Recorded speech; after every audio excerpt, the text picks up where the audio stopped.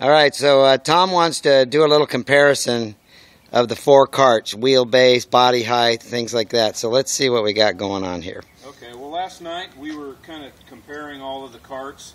One of the things that we were most interested in, since we had never actually seen another cycle cart in person, we built ours from photos, and you kind of wonder how yours compares to other people, what you did right, what you did wrong. And so we were really interested this trip in finding out the handling differences between the carts and things like that. I mean, we had no idea how ours would compare, and I think, Dennis, you would agree that that was kind of the fun part of this weekend, was to hop back and forth.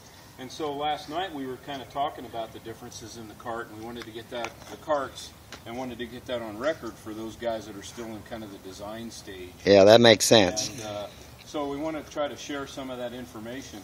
One of the, I think all the carts are pretty similar in wheelbase. I believe, Dennis, that most of yours were in the 62, let's see, this is Brian's, his is about 62 wheelbase. 62 inches. The monocar is a little shorter at about 59 and a half, I believe.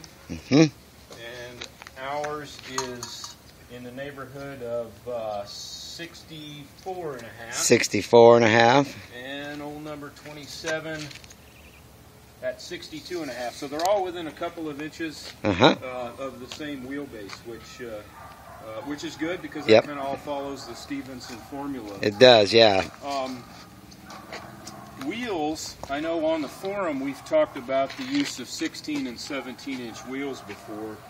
Dennis and Brian all have the 17s, whereas at the time that we built this, before the website was up and all that kind of stuff, all we could find readily was 16s. 16-inch rims? 16-inch rims. So these are the CT90 or whatever they are, 16s. But what we did is install a wider tire. What size tire did you put on it? This is a 3-inch tire. The rims are, I believe, 1.75. Does that sound right, Dennis? I think so. I believe. Although I'm not sure. It may be a smaller rim. But on yours, you have the 275 17s. 275 17s. And you end up with an overall outside diameter of about 22 and a half. Okay. And that follows the Stevenson formula. But by mounting the 3-inch, the 3x16 tire, wider tire, but when you mount it on a narrower rim, it stands taller. So our net overall diameter is about 22 and a quarter. So they're almost the same size. About a 1/4-inch diameter difference there. So a guy could use a 16-inch rim with a 300 tire. It wouldn't follow the G-Trevy rules, etc., but you can get away with it. It'd still fly. And it still works. Okay. One of the other things that we talked about was track width, and I know that comes up. Oh yeah, track width. And so old number 27 was your first cart. Front track width is 38. So that's center of tire to center of tire. Center, I think, is the easiest and simplest way to measure. So 38 up front. 38 up front, about 35 and a quarter in the back. Okay. Your rear axle was the Northern Tool Azusa, is that correct? That's correct. Northern Tool. With the shoulder. With the shoulder. So it enables you to mount the hub. Yeah, it's got 2 inches of threaded end, and it's a 36-inch axle. That's correct. I believe we used the very same rear axle, so let's check and see. Yeah, 35 and a quarter. All right. So we're at the identical. Same rear axle. Front track on this thing, it's a little hard because it has the negative camber, but is it 35? And then the monocar, which is the most recent, front track of 37 and a half. Super stable because it's got that wide track. Rear is at 35, so essentially the rear track is the same at all of these. Because all three of those have the same rear axle. Rear axle from Northern. Now Brian's axle is not a Northern Tool axle. Right, and you were telling me he did a little different setup. It does not have the shoulder. Is that I right? believe. I have never seen it, but it's different on the ends. And so he ends up with a rear track of only 32 and a half. 32 from 36. From 36 or 35. So 4 inches difference. 37 and a quarter inch front track. So good wide front track helps the stability. Driving all 4 cars, they each have their my opinion is each other kind of little idiosyncrasies, but they all handle really well. I don't think anybody started to bicycle or anything like that. Nope, they all stayed flat on the ground. We drove them super hard yesterday. Yeah, we did. Super hard. So another thing is, I guess while we're on the subject of wheels and track and stuff, is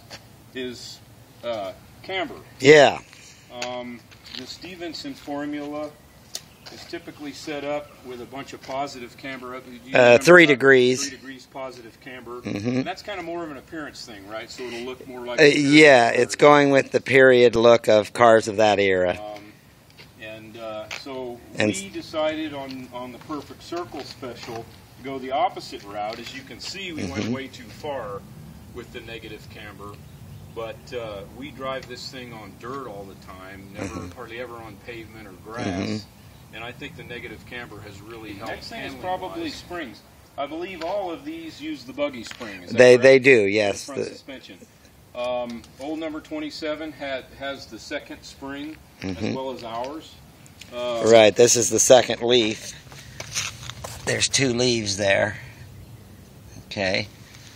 We originally built this with just the single leaf. In fact, you can see on the video the second leaf is still primer gray. I see, okay. And it was too soft, and it would okay. With our rough dirt track kind of a thing, it was bottoming out. Bottoming out on the frame? We installed the rear shackle would slam the frame. Okay. And so we installed the second one. Here on your track, as smooth as it is, I think we could just use the single leaf. I see. And then the monocar and Brian's both have just the single, right? Correct.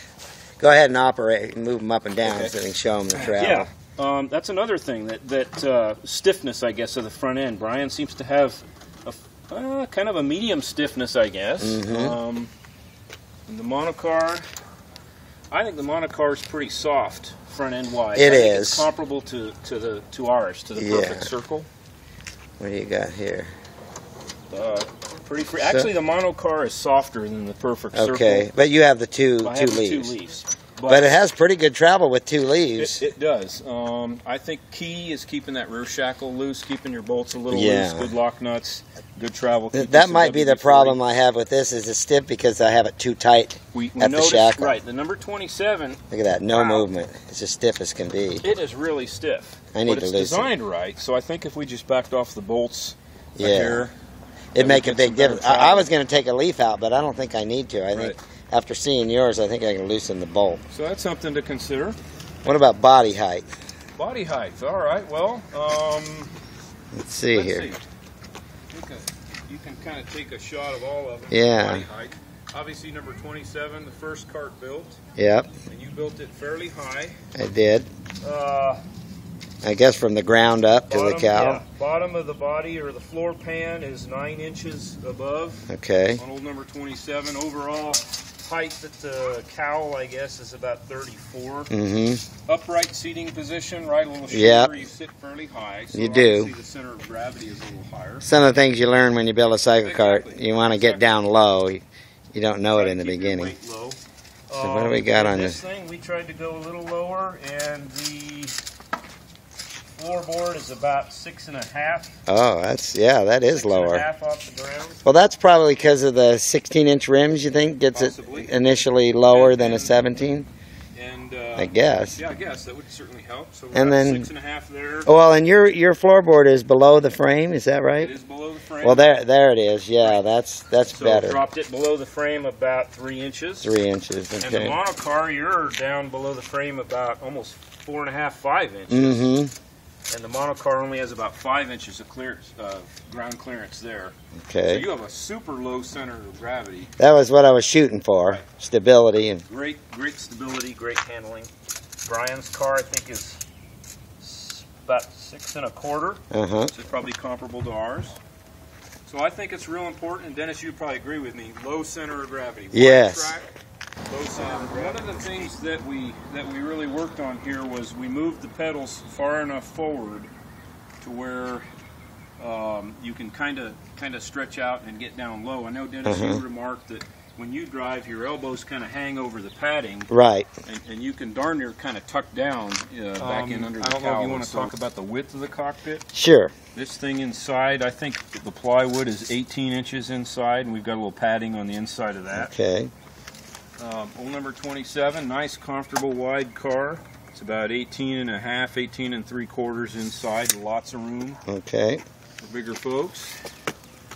And the monocar is built custom for Dennis, so it's kind of tapered here. It goes from about 14 and a half in the back up to about 13 and a quarter in the front. Nice and tight and firm. And in Brian's car, that my big rear end wouldn't even fit in, unfortunately. It fits Brian snug. It's like a little rail dragster. It's a 13 and 3/4 in the rear and 12 and a quarter in the front. So that's really tight. Kind of a long bullet. Yeah. Kind of a shape. He was going for that. He wanted it to hug his hips. And this is Aaron's favorite car, my son, who's long and lanky. He likes the handling of it. It fits him perfect. The pedals are far forward, so your legs are really stretched out. So seating-wise, there's a lot of different seating positions represented here. They all have their different, whatever, quirks or characteristics, but in a little different driving experience. But all in all, it's been really cool. Okay, so Tom's car has a wet clutch. It's a 2-to-1 reduction gear. I guess it came with the motor, or? It came with the motor. It's a used engine that we bought, and it's only a 160 GX 160 Honda 6-horse. Rather than reinvent the wheel and spend the money on a torque converter, we decided to run it as is and see how it worked, and we could always change it down the road. And I think it's been an interesting experiment, especially given the guys from down under who don't have the availability of the torque converter. It's really hard to come by down there. So I know that I've spoken to Rise in the past about the wet clutches, because apparently they can get them in New Zealand and places like that readily. And so it's been an interesting experiment. I don't know why we've had this discussion all weekend. I don't know why this works, but it does. It really should be geared way too low. We have a 12-tooth output sprocket on the wet clutch, and then a 72-tooth drive sprocket on the axle, which should really, it should be slower than it is, but and then that's reduced half. It's apparently reduced half inside the wet clutch. When we've had this thing apart inside, it looks similar to a clutch on a truck or a car with a row of springs, a radial row of springs kind of thing. Right. It's in an oil bath. It uses Honda engine oil, same oil used in the engine, and the crankcase fills up about halfway with it. And it's just, there's some kind of a centrifugal thing in there that flies around and makes it work. Like a motorcycle clutch, I guess. Yeah, similar in nature. Similar so that being said, I mean, I don't know what the final drive of this thing actually is. Yeah. I'd compute it. I'd love to try a 60-tooth sprocket on the axle to see what kind of top end change you would have. I wanted to take a minute and thank Tom for that walk-around comparison of the four carts. I don't think I'd ever seen that done before, so that was nice information for the guys that are building.